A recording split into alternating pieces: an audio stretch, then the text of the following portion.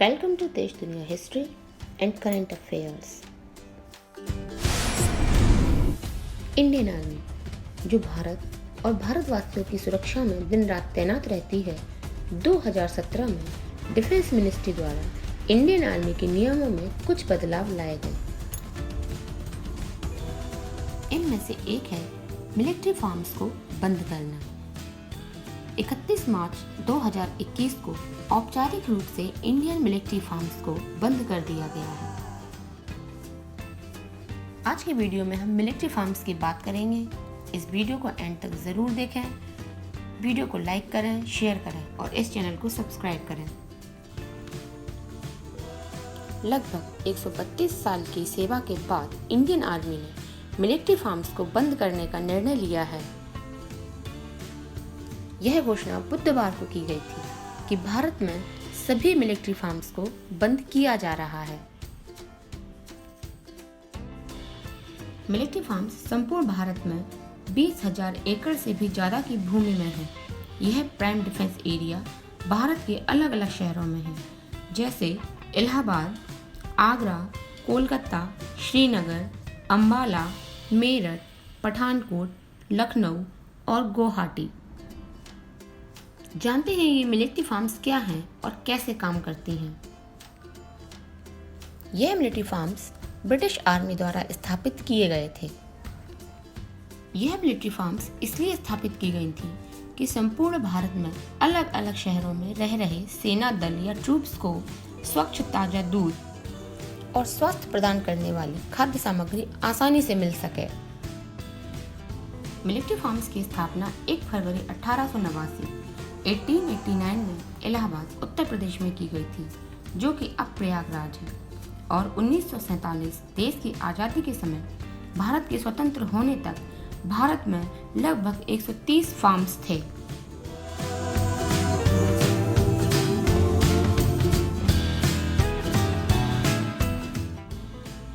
भारतीय सेना फार्म सामान्य फार्म्स की तरह ही होते हैं, लेकिन इनका सारा खर्च डिफेंस मिनिस्ट्री उठाती है और इसके सारे उत्पादों का उपयोग इंडियन आर्मी द्वारा किया जाता है।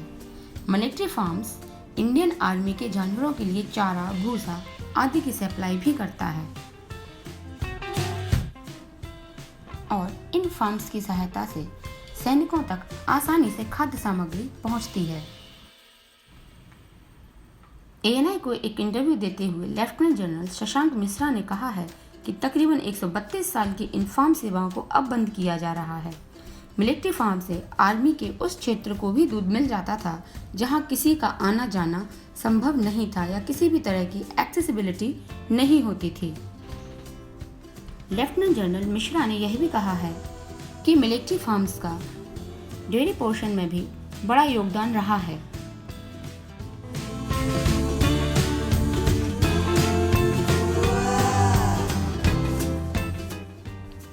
इस सराहनीय योगदान के लिए आर्मी चीफ ने मिलिट्री फार्म्स के सभी लोगों को शुक्रिया कहा है।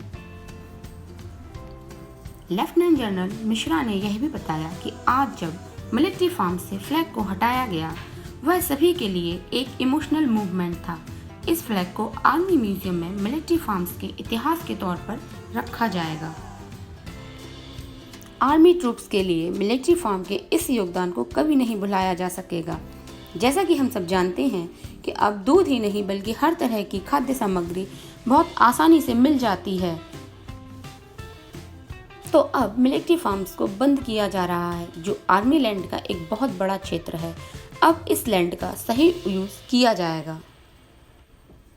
लेफ्टिनेंट जनरल मिश्रा ने यह भी कहा कि सभी गायों को स्टेट फार्म और अदर फार्म ऑर्गेनाइजेशन को दे दिया गया है और फार्म में काम कर रहे लोगों को डिफेंस मिनिस्ट्री को सौंप दिया गया है।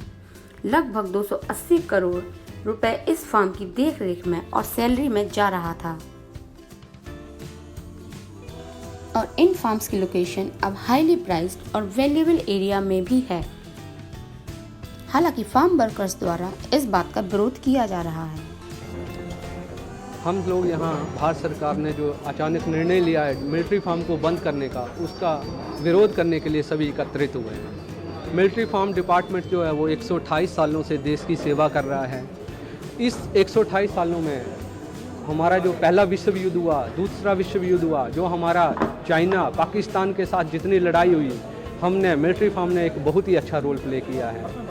एक तरफ बॉर्डर में जहाँ फायरिंग होती है, दूसरी तरफ मिलिट्री फार्म ने वहाँ पे फौज को, हमारे सैनिकों को दूध पहुँचाया है।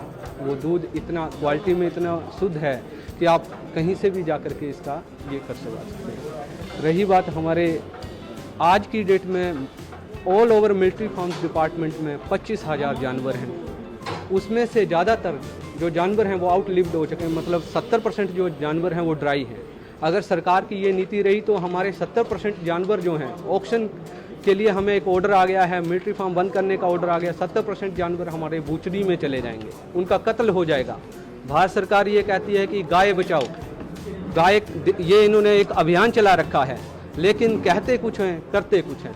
ये जो हमें लगता है कि मिलिट्री फार्म को बंद करने का जो इनका निर्णय है वो सिर्फ कागजों का निर्णय है। उन्होंने ज़मीन हकीकत में आकर के कुछ भी नहीं देखा।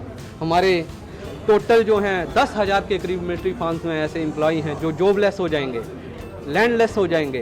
कुछ लोगों के पास जो है कोई साधन नहीं रहेगा। जैसे हमारी ये बहन बैठी हुई है, इनके पहले पति देव जो थे वो दिहाड़ी पे मिलिट्री फार्म में काम करते थे, कुछ टाइम काम किया, उन एक्सपायर हो गए। आज इनके ऊपर अपने बच्चों की जिम्मेवारी है। ऐसे एक अब आगे यह देखना है कि इस 20,000 एकड़ लैंड का क्या होगा। इसे सेल किया जाएगा या डिफेंस क्षेत्र को ही दे दिया जाएगा ताकि इसका उचित उपयोग हो सके, या फिर शहर में इस ग्रीन एरिया को इसी तरह बरकरार रखा जाएगा।